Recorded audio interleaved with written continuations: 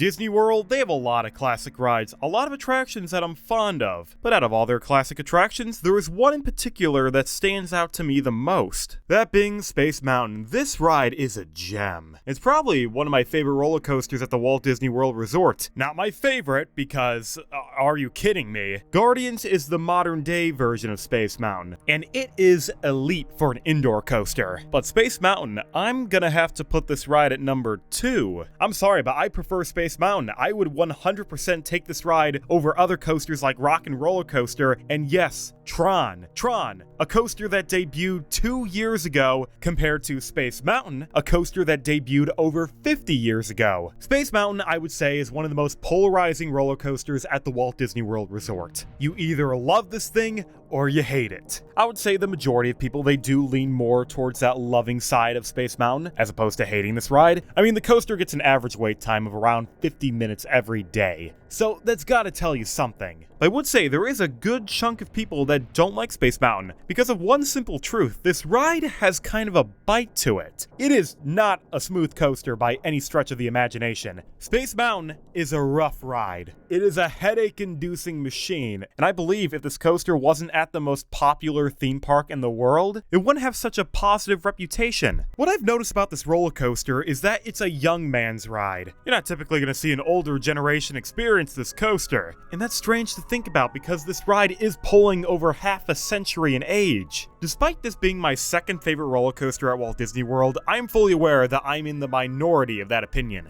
A lot of people don't hold this ride in high regards. In fact, a lot of people wouldn't even consider this ride to be their favorite Space Mountain. I know a lot of guests who prefer the Space Mountain over at Disneyland compared to the one at Walt Disney World, mainly because that ride is smoother. That is a smooth Space Mountain. It doesn't really have any jolts or sudden pops of airtime. Actually, compared to Disney World Space Mountain, this one's a lot more tame. But man, this is one of the only rides where I actually prefer a little shake. Without that shake and rough profiling, this ride would frankly be boring. I think this ride is some of the best airtime in all of Walt Disney World. If only people were able to appreciate that. Space Mountain, it may be rough, but I love it. But again, I'm in the minority. This is a coaster that is showing its age, and I honestly don't know how much longer this ride can last. The coaster has been serving us since 1975. Realistically, how much longer can this iteration of Space Mountain keep operating? The coaster itself was built at a very transitional point in the theme park industry. It was the first roller coaster to actually use a computer system to monitor the ride. Space Mountain, if you've ever ridden this ride, you know they run a lot of trains on this thing. Roughly 13 at any given moment on both tracks, because Space Mountain is 2 individual roller coasters, Alpha and Omega. Since Disney World is an incredibly popular tourist destination, they have to deal with a lot of crowds, and the only way to deal with these crowd levels is to have high capacity attractions with intense throughput. So when Imagineers were designing this coaster back in the 70s, they needed to create a ride that can operate at high capacity, run a large sum of trains on the tracks, but also ensure that these trains don't collide with each other on the tracks. So when they developed Space Mountain, they used something called a PLC system, or a programmable logic control system. This system ensures that they can operate 13 cars per track without running the risk of colliding each of those cars on the track. This is the exact same system you see on every single roller coaster today. Every ride has block zones. Every ride has cautionary measures to prevent collisions. And Space Mountain was the original pioneer of this concept. Before roller coasters like Matterhorn Bobsled, they operated on a relay system, where each train and car were essentially operated by the ride ops. They controlled the movement and block zones of each train on the tracks. Operators used to be the eye in the sky for these coasters, but when Space Mountain came along, that changed everything. The ride gave complete control to a computer. And you know what? This system, it worked out. And Space Mountain still operates with a PLC to this day. Of course, this system, it's not perfect. The ride can still risk the possibility of a cascade, where each and every car is stopped on their individual block breaks and requires the need of physical assistance to move them. Essentially meaning that if each car gets stopped on their own block, ride attendants will actually have to manually release them and push each car individually down the track before restarting the ride. This attribute about Space Mountain Mountain is unfortunately a product of its time. The coaster was never able to evolve past this. But other than the ride system itself, Space Mountain has one glaring issue that jeopardizes its longevity at Magic Kingdom, and that is the track itself. Space Mountain operates 13 cars for 12 hours a day, all year long, with little to no downtime.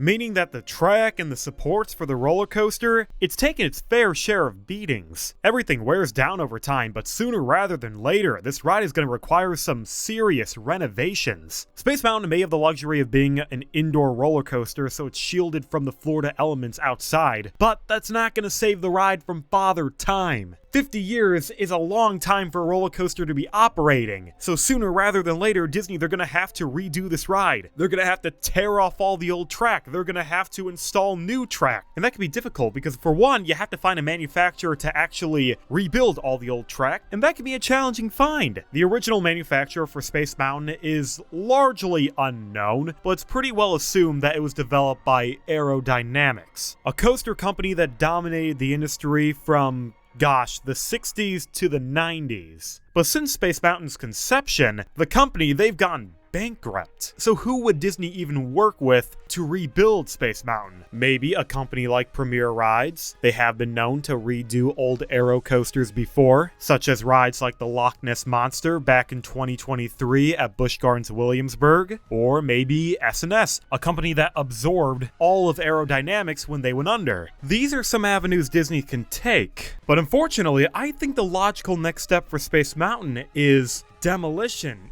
My heart. It hurts to even say that. There is an uncomfortable truth we have to discuss. Is it even worth saving Space Mountain? The ride opened at a time where track profiling and precision wasn't taken as seriously as it is today. That's where you get the Space Mountain roughness from, all the imperfections within the track design. If Disney just ripped off all the old track and replaced it, the ride would likely feel the same, unless they strayed away from a one-for-one copy. A redo would ensure that you still get that Space Mountain roughness. I may like it, but a lot of people don't. Currently, in today's age, roller coasters are a lot more smooth and ironed out. I just don't know how the public's gonna feel towards Space Mountain in the coming decades. As the Disney parks hopefully grow and change, they'll add more roller coasters, and all of them will be objectively better than Space Mountain, and the public will enjoy them more than Space Mountain. That's still a long ways away in the future, but time marches on. So there's a good possibility that Disney, they might want to redo Space Mountain by demolishing it and building an entirely new coaster from the ground up, while still carrying the Space Mountain name. Because Disney, they're not going to be getting rid of Space Mountain. This is an icon of the Disney park brand. This coaster will never die. It will only change form. Do I necessarily want this to happen? Not particularly. I can enjoy this ride forever. I marathon it every single time I go to Disney World. But sometimes change, it's inevitable. Just look at the Space Mountain at Tokyo Disneyland. They completely leveled that thing, and they're building an entirely new Space Mountain from the ground up. And they're going with a completely new manufacturer,